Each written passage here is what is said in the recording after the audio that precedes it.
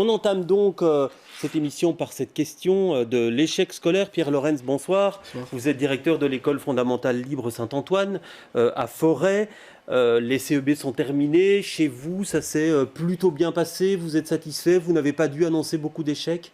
Oui, on est plutôt satisfait. Puis il n'y a pas de grosses surprises, donc on est plutôt satisfait. Et même des très bons résultats.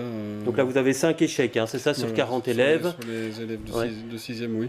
Et on a eu cette année-ci, exceptionnellement, 2 élèves de 5e qui ont tenté le coup et qui ont réussi avec des très très beaux résultats. Ah bah, félicitations à eux. Ceci dit, c'est une lourde responsabilité hein, pour vous de décider un échec. C'est une décision qu'on prend après avoir soupesé tous les arguments, le pour et le contre. Donc voilà, mais ça se passe pas que pour le CEB, ça se passe dès la première primaire, en fin de chaque année, et plusieurs fois sur l'année, mais celui en fin de chaque année, il y a plus une décision qui est prise en ce qu'on appelle en conseil de classe. Donc il y a l'institutrice ou l'instituteur, les maîtres, les différents maîtres spéciaux qui interviennent, et il y a une décision au coup par coup, ben voilà, cet enfant-là en échec, mais quelle est la décision qu'on Et quels prend? sont les critères qu'on prend en compte? Tous les critères On essaie de prendre tous les critères que l'on connaît, Mhm. tous les critères, il y a le critère de participation, de motivation, du travail fourni. Parfois le travail fourni est très bon et puis il y a un couac en fin d'année. Parfois le travail fourni n'est pas là du tout. Donc parfois il y a d'autres raisons qui sont là. Il y a des raisons hors de l'école qui amènent un échec scolaire. Donc on essaie de prendre tous les critères et d'avoir une réflexion autour de tout ça pour le bien-être de l'enfant. Oui, effectivement. Alors, Claire Sourdin, bonsoir. Vous êtes Bonsoir. directrice de Scola ULB, c'est une ALSBL de soutien scolaire. Alors, il y a ce chiffre, hein, à l'âge de 15 ans, plus de 50% des élèves francophones ont déjà doublé au moins une année. Comment vous expliquez le constat? Quelle réalité mettez-vous derrière ce constat?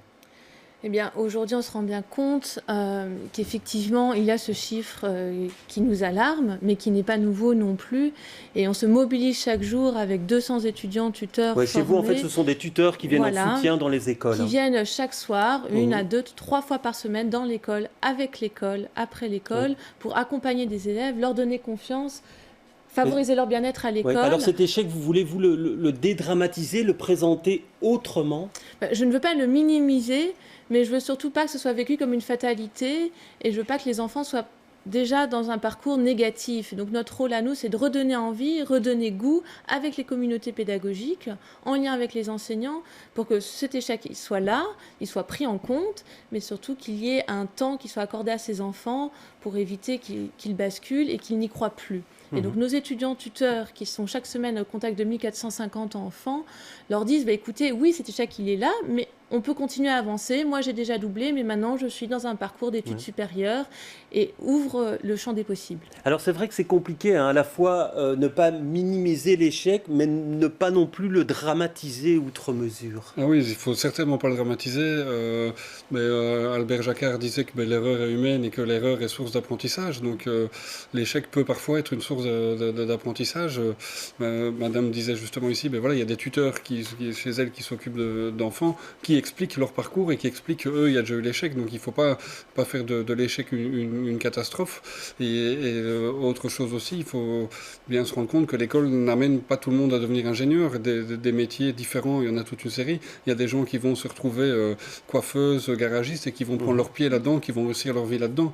Donc il faut ouvrir les portes sur tous les champs possibles. Ouais. Mais par rapport à ce chiffre, hein, ces 50% d'élèves francophones qui ont déjà doublé à l'âge de 15 ans, quelle est la faille? Qu'est-ce qu'il manque selon vous? Qu'est-ce qui fait qu'on n'arrive pas à dépasser ce chiffre-là et à augmenter ces statistiques? Je pense qu'en région Bruxelles-Capitale, on a des populations qui sont fragilisées, qui sont nouvelles. Nous, on se rend compte aujourd'hui, parmi les élèves qu'on accompagne, il y a un élève sur 3 qui est primo-arrivant dans le système du tutorat, des parents qui ne sont pas toujours en mesure d'accompagner ces élèves, et puis une école qui se mobilise, mais une école qui n'a pas toujours les moyens face à l'ampleur de la difficulté. Et je pense que c'est pour ça qu'on travaille en partenariat, que les écoles s'ouvrent sur des projets, des ASBL, et qu'on avance ensemble pour justement pallier ces difficultés et accorder un temps plus individualisé en petits groupes, ce qu'on propose que l'école ne peut pas toujours mener. Oui, et Pierre Lorenz, ce que vous constatez, c'est quoi?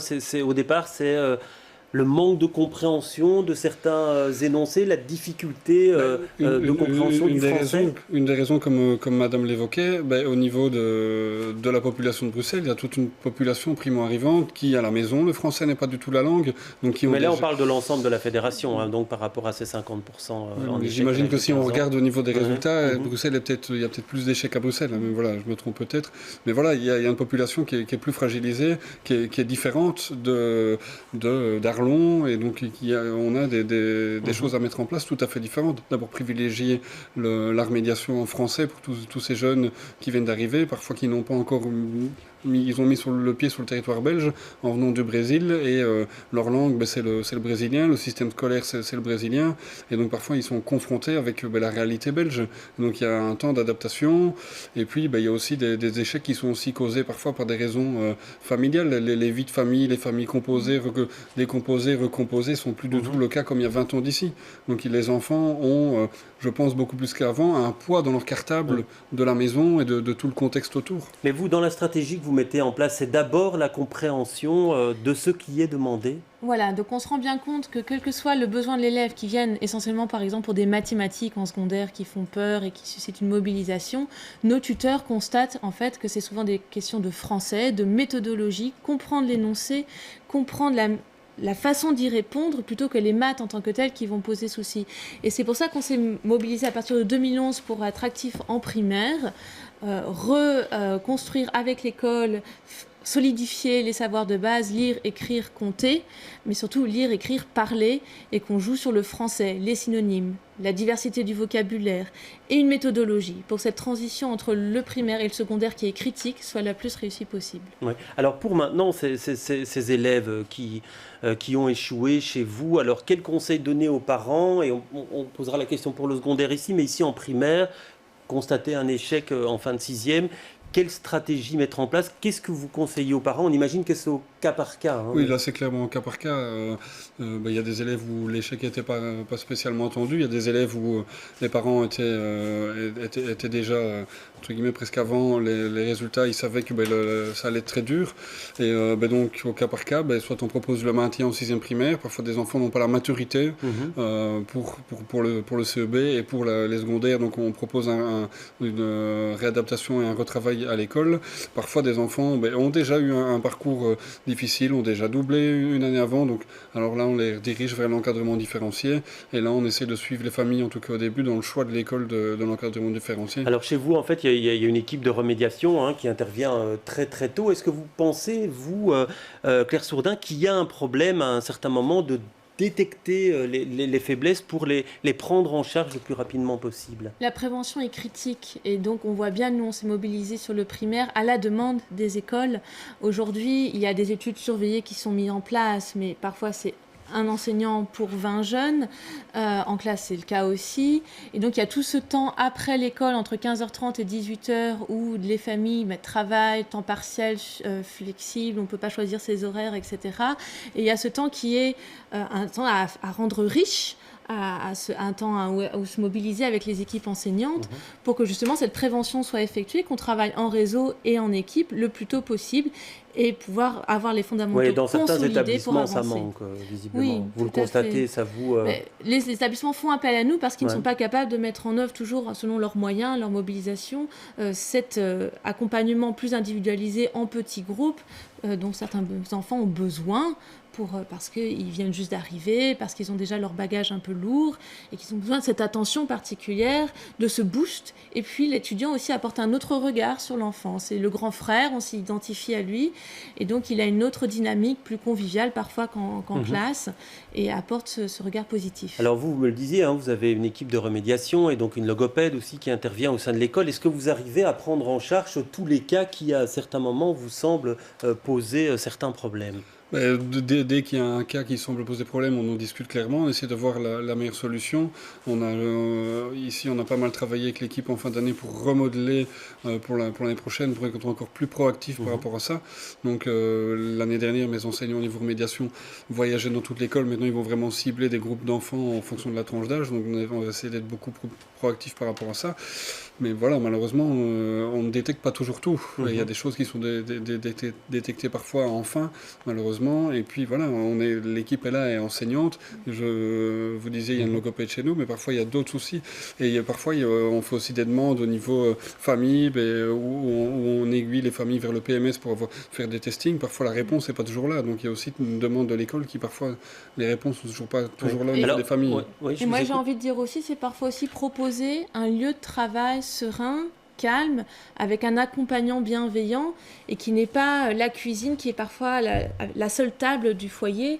Et donc on propose aussi ce petit havre de paix constructif pour Alors le travail. question par rapport, parce que beaucoup de parents se posent la question sur l'intérêt de ces épreuves. Donc CEB fin de 6e, CE1D en fin de 2e secondaire, CESS en fin de réto. Est-ce que vous pensez qu'il n'y a pas trop de pression par rapport à ces épreuves-là à un moment donné? Votre avis de professionnel de l'éducation? Je pense que ça dépend comment c'est amené, comment le tuteur, l'enseignant, l'école en général prépare ça et arrive à rendre les choses posées et comment c'est exploité après. À un moment, il faut évaluer et ça peut permettre justement de passer à l'étape suivante. Mais je pense qu'il y a toute une préparation, une dédramatisation en amont qui est importante pour que l'élève devant sa feuille se sente bien. Et donc c'est pour ça aussi qu'on travaille sur la mise en confiance avec nos tuteurs. Alors et pour vous, Pierre Lorenz, parce que c'est vrai que la pression sur le CEB dans certaines écoles, elle est très importante. Je ne sais pas si c'était le cas pour vous ou alors... La pression est énorme parce qu'il y a tout le contexte. Quand je vous ai eu au téléphone tantôt, j'en parlais. Le soir, annonce déjà au mois de mars, testez-vous pour le CEB. Est-ce que c'est bénéfique de déjà mettre cette pression et d'en parler si tôt? Et la pression et le message qui est donné, c'est attention, ça va être dur. Il y a quelque chose enfin, il va falloir se battre, ça va être dur. Est-ce qu'on ne dirait pas plutôt, tu réussis, t'as l'habitude, tu t'en sors très bien. Ça sert à rien d'aller mettre du stress en disant que ça va être dur. Si l'enfant d'habitude s'en sort très bien, parfois il y a l'échec qui est là parce qu'il y a le stress autour. Et si on pouvait vous préféreriez, vous qui n'ayez pas ce type d'épreuve, vous, directeur d'une école? Oui et non. Non, parce que ça permet de pouvoir se donner, pas une image de l'école, mais de pouvoir ok, on est dans le bon. Au niveau des programmes, on est dans le bon. Maintenant, peut-être pas lui donner autant d'importance. Et tant au niveau des familles, de l'école, des médias, de toute la société, peut-être pas lui donner autant d'importance. Mais c'est clair que ça permet aux écoles de situer, on est dans le bon par rapport au programme. Vous partagez cet avis-là? Oui, moi je pense que ça permet de prendre une photo à un moment. Et ce qui est important, c'est avant travailler la confiance, la méthodologie, pour que ce soit vu peut-être comme un accomplissement, mais pas comme l'épreuve définitive. Et donc on travaille là-dessus. La confiance, l'autonomie, la méthodologie et surtout une transition réussie vers le secondaire. Parce qu'un examen, c'est bien, mais si derrière on n'a pas les bases pour avancer, ça sera limité. Merci beaucoup d'être venu sur notre plateau.